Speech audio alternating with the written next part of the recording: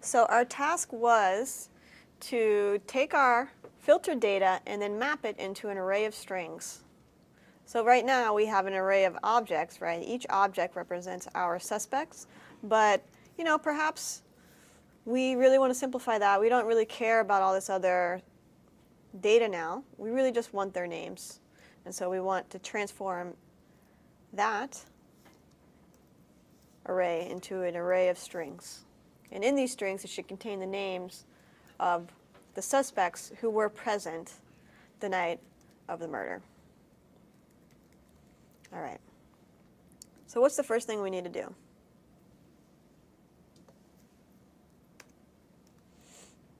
Anyone complete it? Yeah? Do we have our functions from earlier? Yeah. So We need a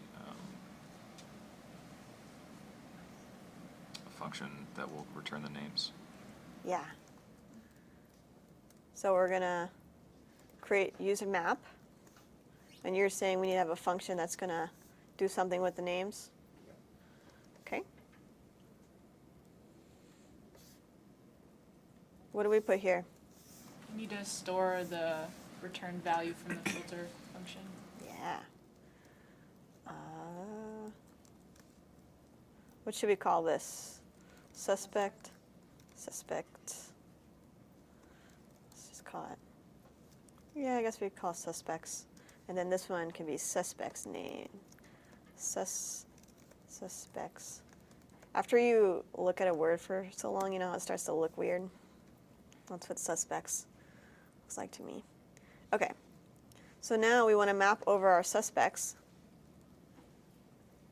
inside this function. And we can use arrow functions now, because why not? Actually, we can.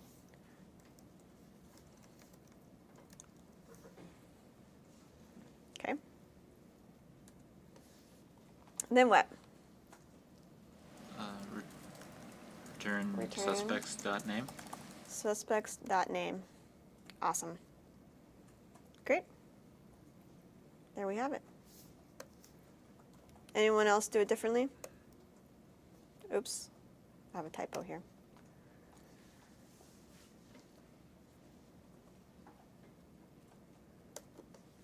Something like that.